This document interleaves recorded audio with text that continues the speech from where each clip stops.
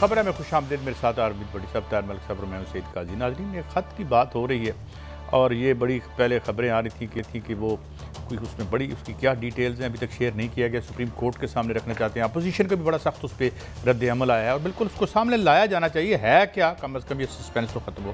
परवेज़ इलाही के मुकाबले में नून लीग किसको आगे लेके आ रही है, क्या खेल होगा FQM का फैसला करने में, जो ताख़ीर का मामला है ये किस समत में जा रहा है और 4 अगस्त में क्या इलेक्शन का ऐलान किया जा सकता है, इस पर हम बात करेंगे। 14 अगस्त में बड़ी साहब मरासले के हवाले से मैं आपको ही सुन रहा था, एक तो कोई अभी क्लैरिटी नहीं आ रही है क्या है, इसकी शक्ल क्या है, अगर धमकी लिख के कौन देता है, और एक डिमार्च होता है जो अम्बेसी में बुला के डांट डपट करते हैं जो बड़ी ताकतें हैं, उसके बारे में कभी होता है कि लिख के भेज देते हैं फॉरेन ऑफिस को, तो ये पता नहीं क्या है।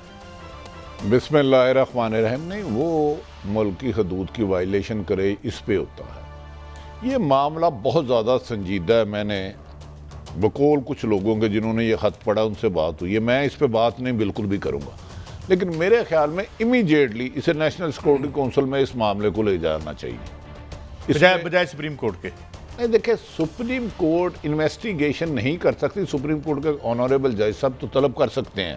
और दूसरा, अपोजिशन तो अजीब है, मुझे लगता है वो आजकल नींद में नहीं है।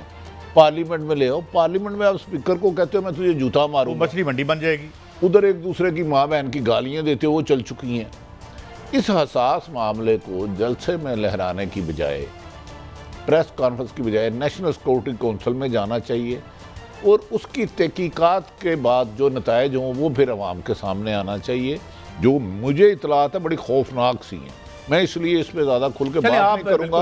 मलिक साहब मैं असद उमर साहब ने जो कहा है वो सुनवा लो फिर माफ़ी जी सुनाएं, क्या है असद उमर साहब।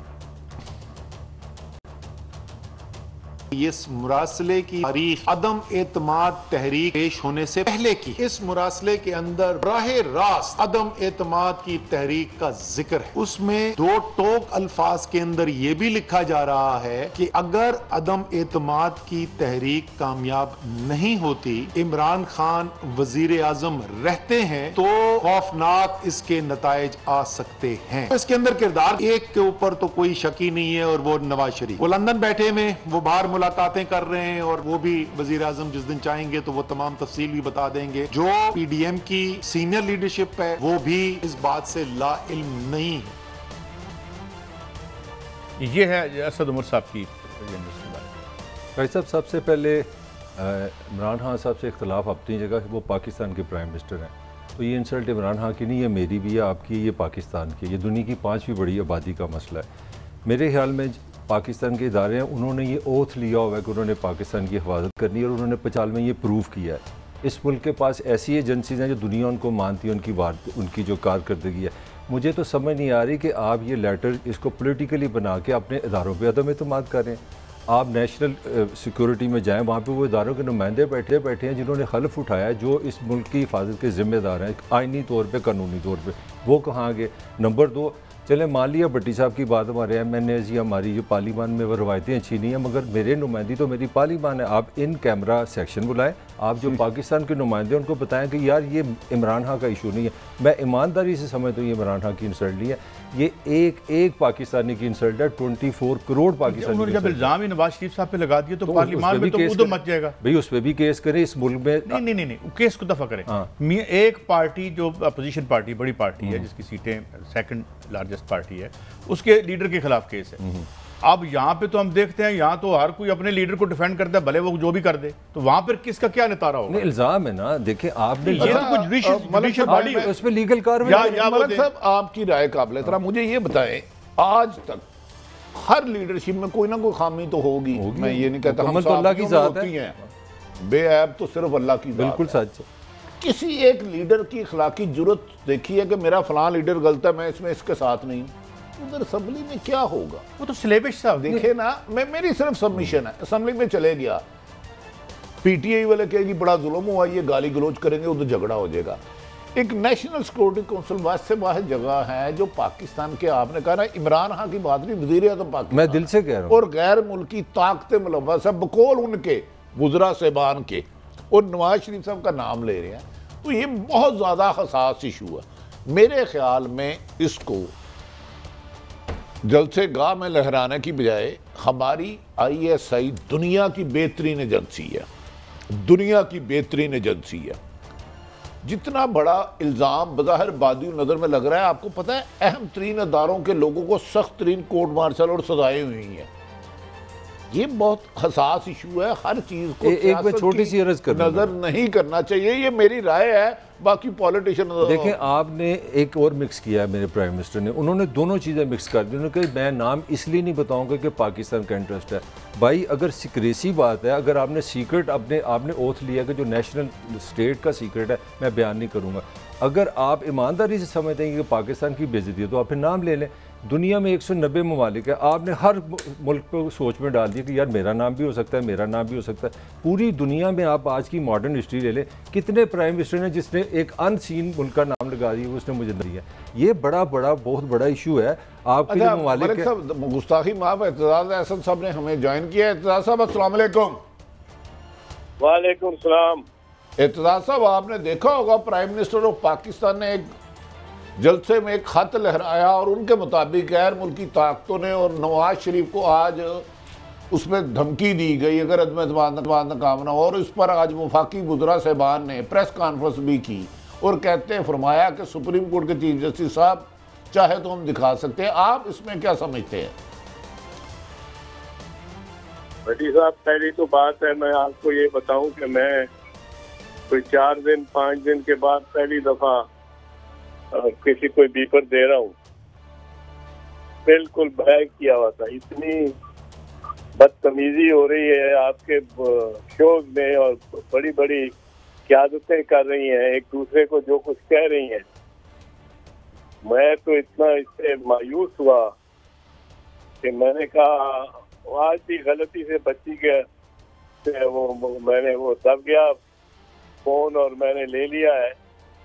और फिर उसने कहा कि आप कौन लाइन है दूसरी तरफ, तो मैं उसको इनकार नहीं कर सका हूँ। हम माजरत चाहते हैं, आप थे लेकिन आपसे क्रेडिबल हमें मिले नहीं कोई। आप पॉलिटिशियन भी हैं, आईनी माहिर भी हैं, इसलिए आप तक रसाई की कोशिश की गई।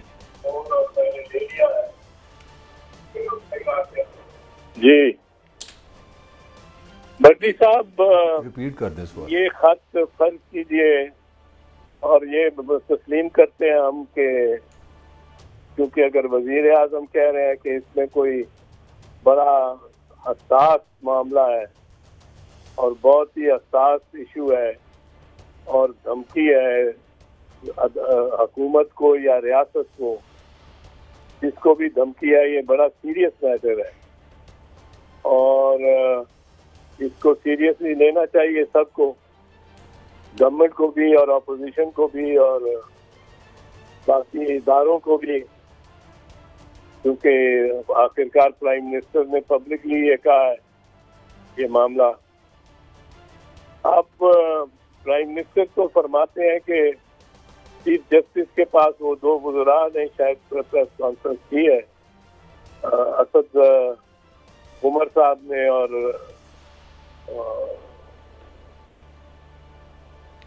चौधरी साहब ने, और दोनों बड़े जीरक लोग हैं और समझते भी हैं सारी सियासत को भी।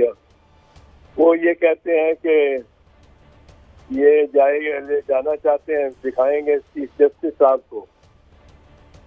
तो चीफ जस्टिस साहब क्या कहेंगे इनको?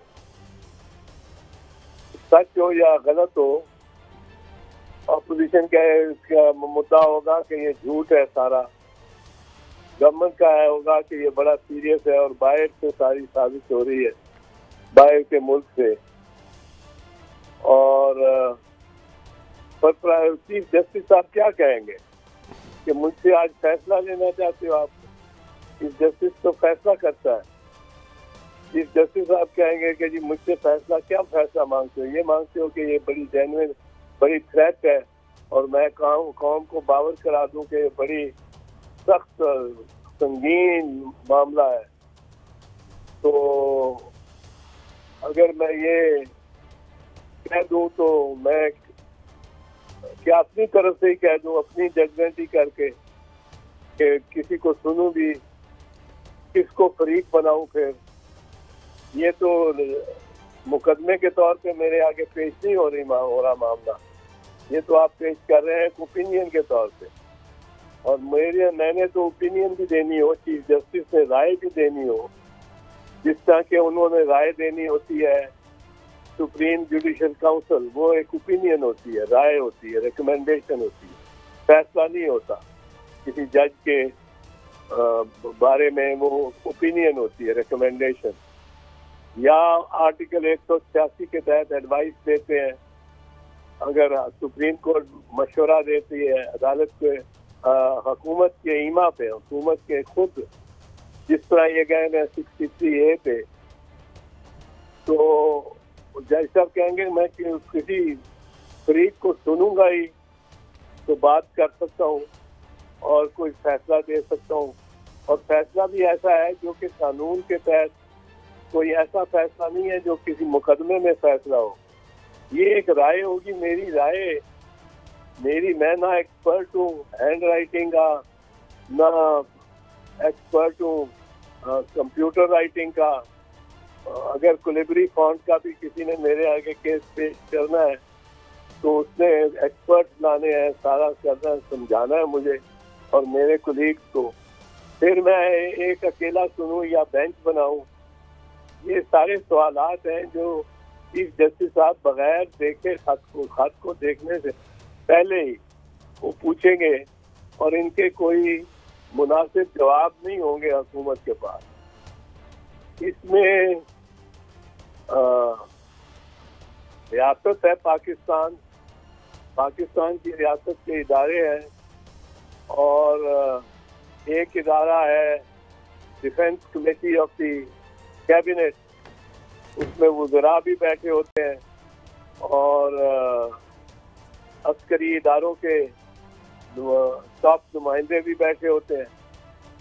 एक गालबन वो अगर वहाँ से चले, वो जो नेशनल एक्शन प्लान था उसके तहत भी एक इदारा बना हुआ है। आप शेयर कर सकते हैं इसकी नॉलेज सिर्फ ऐसे साहब के साथ जो कि जिसने के ऑफिशियल सीक्रेट एक्ट के तहत हल्फ उठाया हुआ, सिर्फ हल्फ आइन का नहीं, आइन का हल्फ भी मुनासिब है पर वो एक ऑफिशियल सीक्रेट एक्ट के तहत भी दस्तखत लिए जाते हैं ऐसे वज़रा से जो कि ज़्यादा हसास वजारतों में हो।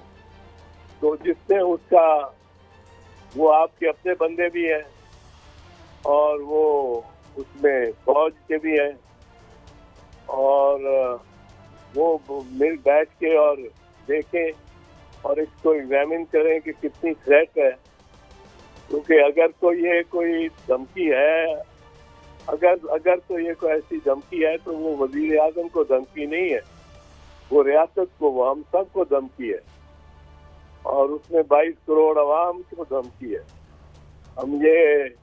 मैंने जब इमरान खान और साहिरुल कादरी का डट के इनका मुकाबला किया था इनके उस धरने में और कहा था कि वजीर आजम मियां नवाज शरीफ हमारे वजीर आजम है और इनको हम ऐसे मामले में नहीं छोड़ सकते। हमारी ऑपोजिशन कितनी शदीद हो इनके साथ, मुखालफत कितनी भी संगीन हो, हम नहीं छोड़ सकते। ये पाकिस्तान के वजीर आजम है। तो इसी तरह इमरान खान अब पाकिस्तान का वजीर आजम है, उसको चाहिए कि इदारे जो हैं उनके जरिए इस मामले को आगे लेके चले। और अगर कोई अपना भी है शख्स, अगर मैं नहीं कहता हूँ, पर अगर मिसाल के तौर पे मियां नवाज शरीफ बाहर बैठ के और वो भी कोई ऐसी साजिश कर रहे हैं तो उनके साथ भी इसी तरह ही होना चाहिए कि इदारों ने, अगर चीफ जस्टिस ने पहले ही फैसला दे दिया तो फिर तो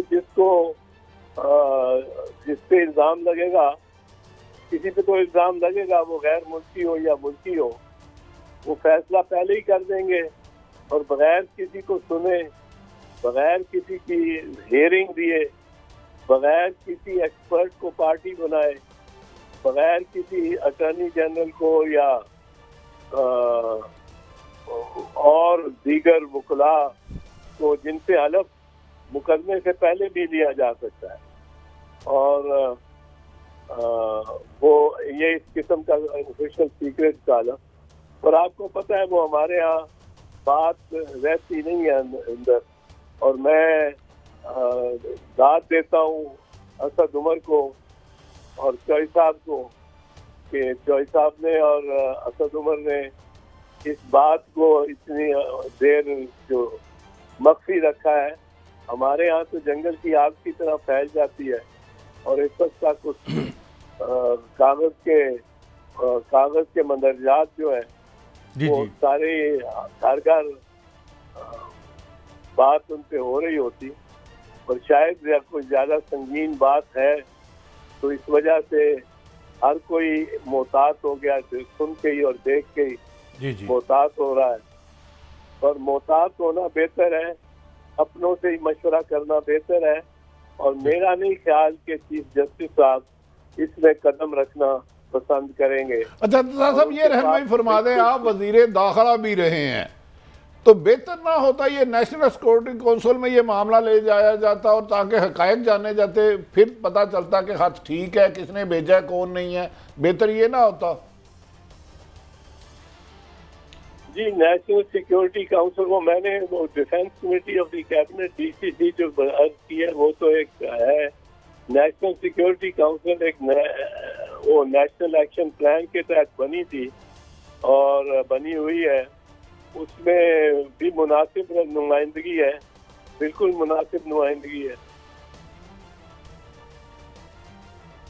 जी बहुत वजाहत से और सराहत से एतजाज़ हसन साहब ने जो है इसको क्लैरिफाई किया और बड़ी सही बात है। बजाय इसको पब्लिक डोमेन में लाएं, आप अपनी एजेंसी से उसकी ऑथेंटिसिटी पहले तो करें और उसके बाद अगर उसमें वाकई कोई अगर एक्ट क्राइम हुआ है तो फिर उसको एक जुडिशियल फोरम पे तो फिर आप जाएंगे ना। उनकी बड़ी साहब मैं थोड़ी सी गुजारिश करता हूँ, मुझे कुछ इसके मंदरजात पता चले हैं लेकिन मैं जानबूझ के इस पे बात करना मुनासिब नहीं समझता। एतजाज़ साहब ने बड़ी मकबूल है, चीफ जस्टिस के पास ले जाने का क्या फ़ायदा? चीफ जस्टिस साहब को इन्वेस्टिगेशन तो नहीं करते। हाँ, चीफ जस्टिस के पास तो कोई मुकदमा जाए ना या कोई राय पूछनी हो।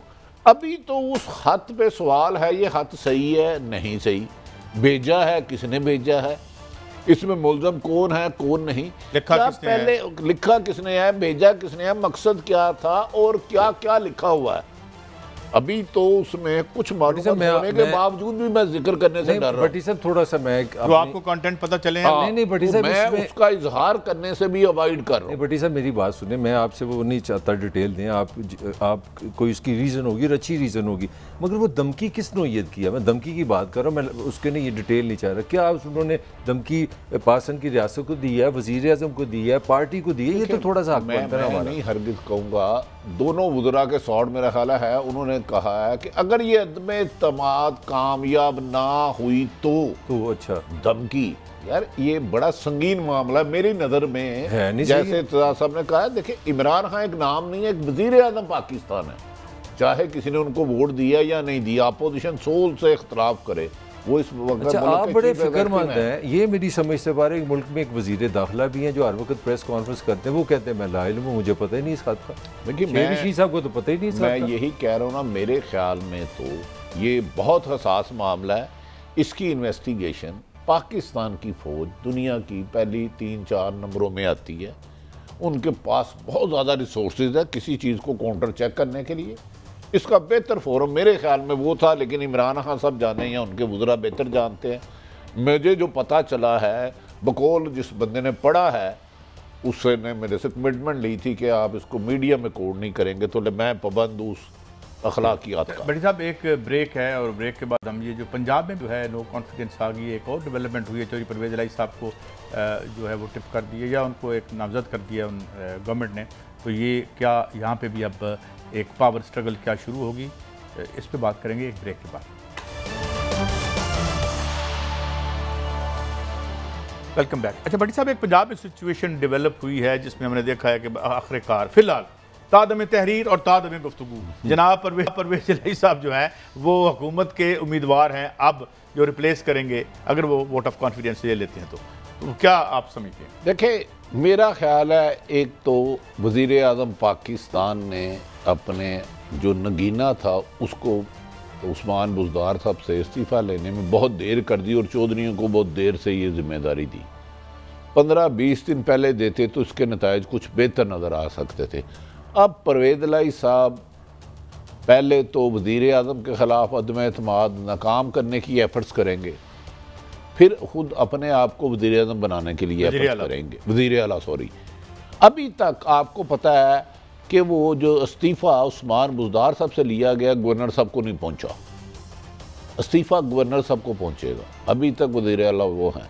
तो मेरे ख्याल में अभी MQM ने भी फैसला करना है। सूरत हाल दिन ब दिन कशीदगी की तरफ जा रही है और मैं आज उस फिर बात पे कायम हूँ। मैं वोटिंग डे पे असम्बली में तसादम देख रहा हूँ, लड़ाई झगड़ा देख रहा हूँ, बाप पार्टी कहीं जा रही है, कल के दुश्मन गालियाँ गोलोच, और दूसरी तरफ आसफ अली जरदारी साहब मुस्लिम लीग नून के इस रवैये से खुश नहीं है कि उन्होंने गारंटी दी थी कि परवेज़ इलाही को वज़ीर आला पंजाब बनाया जाएगा, हमने नवाज शरीफ को कर दिया है, लेकिन आज उन्होंने बाप को इसको कवर करने की कोशिश की। मेरे ख्याल में अब बहुत ज़्यादा हालात कशीदगी की तरफ जा रहे हैं। जंगीर तरीन फैक्टर होगा, अलीम खां फैक्टर होगा, फिर नून लीग के 15 से ज़्यादा लोग नून लीग के परवेज़ इलाही साहब को अपनी हमायत की यकीन दहानी करा चुके हैं।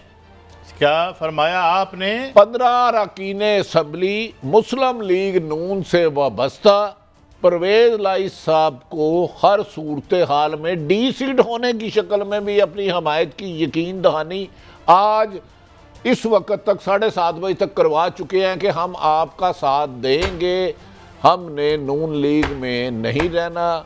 और उनमें से कुछ लोगों ने बयान दे दिया और कुछ लोग कल 3 बजे चौधरी साहब से उनकी मुलाकात है नून लीग के लोगों की। ये भी एक ब्रेकिंग न्यूज़ है। अब हम यहाँ पे वो उस तरह चक्कर फटा तो नहीं चला सकते भट्टी साहब, लेकिन आपने ब्रेकिंग न्यूज़ ही दे दी है। क्यों जी? लेकिन मैं आपसे बात करने से पहले राना सनाउल्लाह साहब सुनाएं जी। चौधरी साहब किसी कीमत पे नहीं बन सकते पंजाब के वजीर आला PTI की हमायत। ये मैं बात वाजे कर दूं कि अलीम खान ने खुद मुझे कहा है, उसने कहा है कि जी मैं चौधरी साहब के या PTI के इमरान खान के नॉमिनी के खिलाफ मैंने वोट डालना है। मैं खुद कैंडिडेट नहीं हूँ और मैं जो भी दूसरा कैंडिडेट होगा मैं उसको सपोर्ट करूंगा और 30 से 40 लोगों के ऊपर वो हावी है। लेकिन अगर उनको कैंडिडेट बनाया गया तो वो बन भी सकते हैं। इधर तजब्जुब है।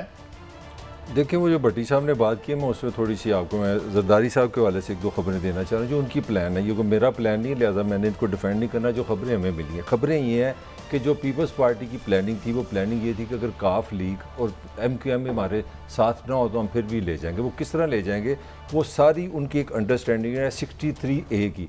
उसकी अंडरस्टैंडिंग पीपल्स पार्टी की ये है, जो उनके आइनी माहिरीन है, कि आप उसकी असम्बली की आपकी रुकनीत ख़त्म हो जाएगी, आप नाअहल नहीं होंगे। आज 3 सुप्रीम कोर्ट के जजेस ने जो उनके कमेंट्स दिए, मैं ये नहीं कह रहा फैसला किया, उन्होंने ये बात कही है कि आइन में ये लिखा है कि अगर आप अपनी पार्टी के ख़िलाफ़ वोट देते हैं तो आपकी रुकनीत ख़त्म होती है। सब ने कहा नाअहल नहीं होंगे। तो अगर ये हाइपोथेसिस जो पीपल्स पार्टी बना रही है, उसके तहत मैं अब आपको जो खबर पीपल्स पार्टी के सोर्सेज थे कि 155 कैंडिडेट्स अपना MNAs हैं PTI के आपकी कौमी असम्बली में, उसमें 31 लोग हैं जो वोट नहीं देंगे, जो उनका क्लेम है। जब आप 155 में से 31 माइनस कर देते हैं तो आप किस तरह, किस कानून के, किस अकल के साथ आप इमरान खान को बचाएंगे? पहली बात, अगर इमरान खान नहीं बचता, पाकिस्तान का जो पॉलिटिकल कल्चर मैं जानता हूँ, आप पंजाब में भी मक्खी भी नहीं मार सकेंगे, क्योंकि ये मुल्क ताकत से चलता है। अगर इमरान खान बचेगा तो पंजाब आपको मिलेगा। अब पंजाब पे आ जाते हैं। पंजाब में आपके पास 183 सीट्स हैं, आपको 186 लोग चाहिए पंजाब में हुकूमत करने के लिए। ये 183 जो PTI के हैं, उनमें से 3 ग्रुप हैं, जंगीर तरीन ग्रुप, अपना अलीम खान ग्रुप और चीना ग्रुप। ये 40 लोग हैं। 40 लोग इस उम्मीद पे बैठे हैं कि हम वोट नहीं देंगे, मैक्सिमम क्या होगा, हमें डी सीट कर देंगे। और जरदारी साहब का ख्याल ये कि 3-4 महीने में हमने वैसी असेंबली खत्म कर देनी। बड़ी खूबसूरत बात इन्होंने की है। मैं सवाल कर दूं, मैं सवाल 1 मिनट सवाल कर लूँ। सवाल ये है कि इमरान खान नहीं बचेगा, मगर जो डिफेक्ट कर गए हैं वो बच जाएंगे अल्हम्दुलिल्लाह, और ये अल्लाह का हमारे ऊपर बड़ा करम होगा। बड़ा अच्छी खबर है, जो वही बताइए ज़रा। कई सब पिछले ना मरदे तो फौजा घर दियाँ होंदियां, ये तो वो ख्वाहिश है, ये तो अब नून लीग की ख्वाहिशात पे आ गया। कल तक शहबाज शरीफ साहब 14 साल बाद परवेज़ लाई साहब के घर गए, क्या लेने गए थे? लतीफ़ा सुनाने गए थे। मोहतरम आसफ अली जरदारी साहब परवेज़ साहब से मुलाकात की, MQM ने की, और इसी तरह दर्जनों मुलाकातें हुकूमतें और अपोजिशन दोनों कर रही हैं। ये सब ताकत का खेल है, इसमें अवाम कहीं मैटर नहीं करती। इनका मकसद अभी तक सिर्फ और सिर्फ इमरान खान को भेजना है। इसके अलावा विद इन 15 डेज आपस में दस्तों गिरेबा होंगे। पीपल्स पार्टी सिर्फ और सिर्फ फोकस कर रही थी कि परवेज़ लाहिया साहब आ जाए तो जनूबी पंजाब से वो कुछ लोग अपने साथ मिला लें। अब आयन मौके पे जो एक अचानक टर्न हुआ है कि इम्कान ये नवाज शरीफ मनाना नहीं चाहते थे परवेज़ लाई को, आसफ अली जरदारी साहब गारंटर थे, मौलाना साहब गारंटर थे, इसीलिए अब शहबाज साहब गए। तो अब सूरत हाल ऐसी हो गई है कि यकीनन तरीन ग्रुप भी एक बहुत मजबूत ग्रुप है, अलीम खां भी एक मजबूत ग्रुप है, लेकिन नून लीग इतनी मजबूत नहीं है कि सब आंखें बंद करके उसकी तरफ आ जाए। कहाँ जाएंगे कि जब मरियम नवाज ने फिर कह दिया आर्मी चीफ रिजाइन दे, जनरल DGIS पहले जो फैज़ हमीद है वो रिजाइन दे, हमें खलाई मखलूक ने खलाया है। मुझे बताए ना इस बयानिए को कौन कौन कैरी कर सकता है? क्या तरीन ग्रुप ये बयानिया कैरी कर लेगा? अलीम खान साहब ये बयानिया कैरी कर लेंगे कि हम नवाज शरीफ और मरियम नवाज की गुजरावाला, इस्लामाबाद और कराची में होने वाली तकरीरों के साथ है? डू यू थिंक कर लेंगे? बताए ना मुझे। बहुत मुश्किल है। नहीं बड़ी साहब, अगर ये साबित करने के लिए मलिक साहब कि चौधरी परवेज़ लाई साहब के पास जो है कोई चीज़ नहीं है, ये साबित करने के लिए इमरान खान साहब अपनी गवर्नमेंट ख़त्म कर लेंगे? How can you buy this argument? नहीं, आर्गूमेंट तो इससे अब क्या रह जाता है? इत्तेहादी वज़ीर 3.5 साल वो आपके साथ बैठा है, उसने तो पहले तो मेरी खबर पे आ जाए, उसने कहा कि मेरे इस पार्टी के PTA के अपने MNA हमारे साथ, मैंने बिल्कुल आपको एक डिटेल दे दी है। और दूसरी बात, जो मॉरली जो इमरान खान ने परसों अपने आप को मॉरली ऊपर लेके गया, बिल्कुल ठीक ले गया। अब आप खुद ही निगोशिएशन पे चले गए। अगर कोई बाप हूँ या मैं मुनहरफ MNA और आप मेरे से अपोजिशन अगर निगोशिएट करे तो वो फॉरेन फंडिंग है, वो पाकिस्तान दुश्मनी है। मगर जूँ ही जब मेरा वजीर उसको फ़ोन करे तो वो ज़मीर वाला बंदा है, वो पाकिस्तान का दोस्त है। आपने ये जुर्म करने की इजाज़त किसको होनी चाहिए? अपोजिशन को या गवर्नमेंट को? मैं ये किसी की सपोर्ट नहीं कर रहा। मैं ये कहना चाह रहा हूँ कि इमरान खान ने जो अपनी सुपरमेसी थी वो नीचे बराबर कर दिया। चले मैं सवाल इखलाकी तौर पे इमरान खान ने कल बिलावल भुट्टो साहब के मुंह से एक फिक्रा निकल गया, वो सच निकल गया। उन्होंने कहा था कि ये सियासत एक गंद है। वो उन्होंने कहा था, मैंने नहीं कहा था, और खुद हालांकि वो सियासतदान है। भट्टी साहब ये बात साबित करने के लिए कि जनाब चौधरी परवेज़ लाई पंजाब में गवर्नमेंट नहीं बना सकते, PTI ने अपने पंजाब सबसे बड़े सूबे की जो गवर्नमेंट है वो कुर्बान करती है। यू नीड पागल कुत्ते ही काटेगा मुझे तो मैं ये काम करूंगा। ऐसा नहीं है। जब PDM बनी 11 जमातें थी, 11 जमातें, आपको पता है ना, पीपल्स पार्टी भी थी। उस वक्त तो अदम एतमाद नहीं लाने की जरूरत की इन्होंने। फिर मैं खत की तरफ आ जाऊंगा तो फिर मेरे मुंह से कोई बात निकल जाएगी, आप मेरे लिए मसला हो जाएगा। आपने कहा बस चुप करे, बस छोड़ दे। जब 11 जमातें थी, पीपल्स पार्टी साथ थी, उस वक्त लाते अदम एतमाद। अब क्या आया? इस पर्दे के पीछे पर्दा नशी है कई, इसको रहने दे। और अभी तो वैसे भी आपको पता है बहुत सी टेलीफोन लाइन डाउन है, किसी दिन वो पता नहीं हुकूमत का क्या होता है, मुझे नहीं पता। इमरान खान से बचते हैं या जाते हैं, मैं कोई नहीं कह सकता इस सिलसिले में। लेकिन इस गेम के पीछे कादी साहब बहुत बड़ी गेम है। कुछ लोग इक़्तिदार के लिए मुल्क के खैर खा भी नहीं रहते। मैं खुदा ना खासा किसी एक बंदे का नाम नहीं ले रहा। तो फिर हम ये रिक्वेस्ट करते हैं, असद उमर साहब, फवाद चौधरी साहब, हम भी इस मुल्क में एक आम से लोग आपकी तरह हम हुक्मरान तो है नहीं, हमें तो बल्कि भट्टी साहब धमकियाँ शमकियाँ भी आजकल सुने आ रही हैं। तो बात यह है कि हमें ये बताएं कि ये इसको सामने करें, पब्लिक करें, ये कौन सा राज है कि मेरे मुल्क के खिलाफ साजिश हो रही है और जेब में डाल के बैठे हैं? देखें वही पॉइंट है ना। मैं बार बार कह रहा हूँ, मेरी आज ओपनिंग ये थी कि इमरान खान जो मर्जी है, पॉलिटिकली मेरा इख्तलाफ अपनी जगह, he is prime minister of Pakistan. ये धमकी इमरान खान को नहीं है, ये एक इंडिपेंडेंट रियासत को धमकी और ये दुनिया के लिए पूरा सामने लेके आए। मुझे आज की काई साहब मुझे आप बताया बड़ा आप बड़ी अंग्रेजी रूसी पढ़ते हो, मुझे एक रियासत दिखा दें जो इस तरह दूसरी रियासत को खाते लिख दे कि भाई ताड़े इलेक्शन में ये करेंगे, करके दिखाए यार। कोई ग्लोब से बड़ी बड़ी चवल बज दी, तो ये परेशान ना हो। अफ्रीका भी है, मैं बताऊं, आप कह रहे हैं कोई रियासत नहीं है। नवाज शरीफ मुशर्रफ दौर में सजा हुई, 2 मिनट आप मेरी बात एक मिनट दीजिएगा, वो इस मुल्क से चले गए, रातों रात जहाज आया, पाए बनाने वाले, खद्दे बनाने वाले मालशिए और अरबों रुपए के हीरे जवाहरात चले गए, और वो जाके मदीने में कहते रहे कि मैंने कोई मुआहदा नहीं किया, तो आके सऊदी सफीर ने यूं लहराया था, क्या वो भी झूठ था? आप कहते हैं नहीं होती इंटरफेरेंस, क्या वो भी मुआहदा झूठ था? क्यों नहीं भट्टी साहब? नहीं फिर कहे झूठ है। एक बुचर ऑफ होंडरस आया था, उसने कहा था we will bomb you into the stone age, Afghanistan से में रास्ता दो।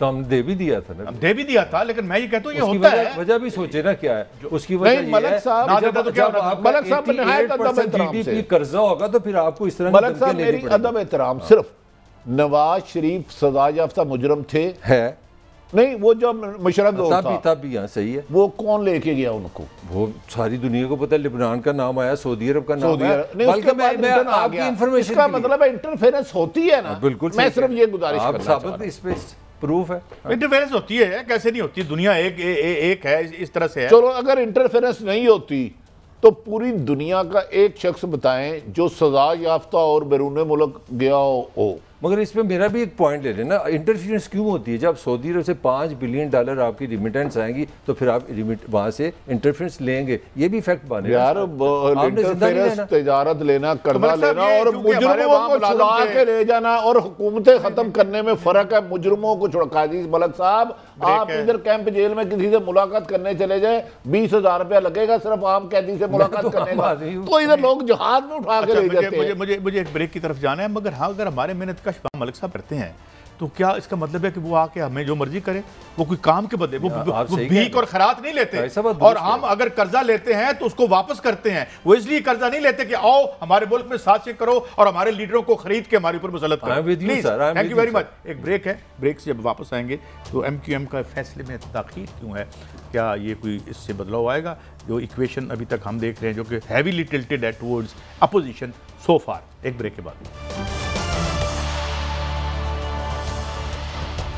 Welcome back. अब चूंकि हमेशा भट्टी साहब हम अवाम के हकूक़ के लिए हमारी लड़ाई होती है, तो अवाम के हकूक़ के लिए एक तो उनको हैदराबाद का एडमिनिस्ट्रेटर यानी दिया गया था, और क्या कुछ और भी कराची का एडमिनिस्ट्रेटर दिया गया था, और बल्दियात साथ उनका अमेंडमेंट की गई थी। जरदारी साहब ने गारंटी दी, MQM ने कहा नहीं जी आपके पास मेजोरिटी है, आप असम्बली का इजलास बुलाएं, सिंध असम्बली का अमेंडमेंट कर दें तो हम आपके साथ हैं।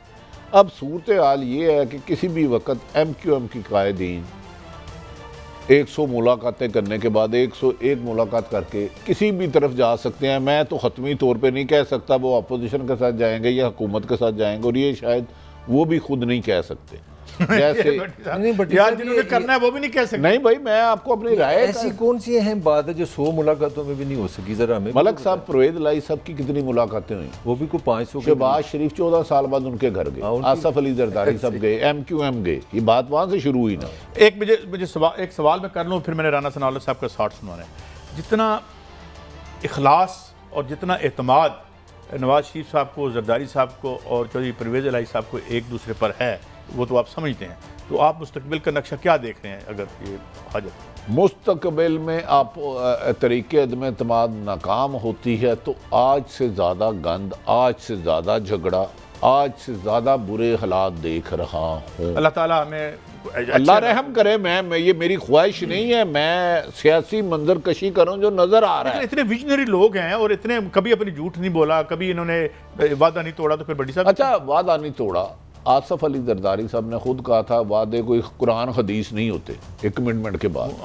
नवाज शरीफ साहब ने कहा था कि ये धरती का, सॉरी आसफ अली जरदारी साहब ने, धरती का नसूर है, क्यों इकट्ठे एक हुए। और इसी तरह हुकूमती इत्तेहाद की भी हिस्ट्री ऐसा ही है। मैं हुकूमत साइड बात नहीं कर रहा, एम आई राइट सर? बिल्कुल सर ऐसा। तो इस मुल्क में क्या हो सकता है? अवाम नहीं है बीच में, बस अवाम नहीं है, यही तो रौला है, क्योंकि ऊपर खेल हो रहा है बंदर बांट का। बहरहाल ये सुनिए राना सनाउल्लाह साहब क्या फरमा रहे हैं।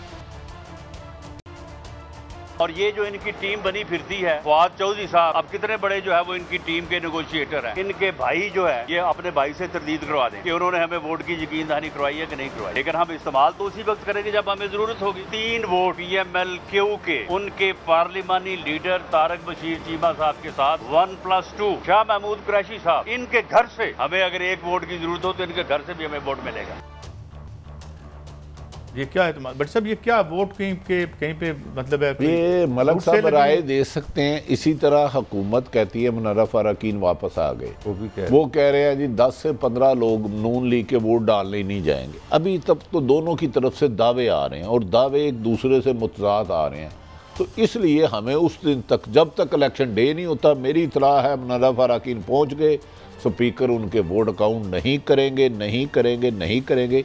इसीलिए बहुत ज्यादा एक बड़ा दुखी से सवाल फोकस एक बड़ा सिंपल सा, मैं आपको एक डाटा दे रहा हूँ। 170 को टच कर लिया अपोजिशन में, इसमें 31 PTI के लोग शामिल नहीं है। मन ले सिर्फ 2-1 की लड़ाई रह गई, ये आप फैक्ट मैं क्या चले गए मन ले। 17 मेरा एक सवाल है, अभी जो हमारे दोस्त और बड़े हमारे जो एस एंकर हैं जनाब इमरान याकूब साहब भी आपके कमरे में थे, ये मुझे बताएं कि हम जाते हैं और जो जिन लोगों ने वोट डालना है अभी हम उनसे पूछने लगते हैं तो वो कहते हैं यार को दसो की होने लगे। तो ये क्या सिचुएशन है? काजी साहब आपको याद होगा अबाब पार्टी जिसने आज नून लीग अपोजिशन का साथ दिया, इन्होंने नवाज शरीफ की हुकूमत कराई थी जरदारी साहब ने। ये है आपकी मुल्क के हकायक। यही नवाज शरीफ साहब, इमरान खान साहब है जो काफ लीग के बारे में क्या कहते थे, मैं दोहराना नहीं चाहता। तो इस मुल्क में सियासत में एक ही उसूल है, इसका असूल ही कोई नहीं है।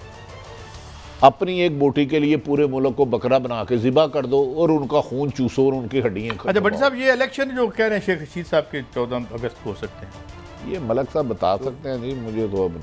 अच्छा काजी साहब, कथा कलामी की माफ़ी, सिर्फ 30 सेकंड। हमारे शहजाद भट्ट साहब ने खबर दी कि पंजाब असम्बली तोड़ी जा रही है, उस पर एक मशीर साहब सख्त सीख पा हुए और ना सख्त लहजे में बात की।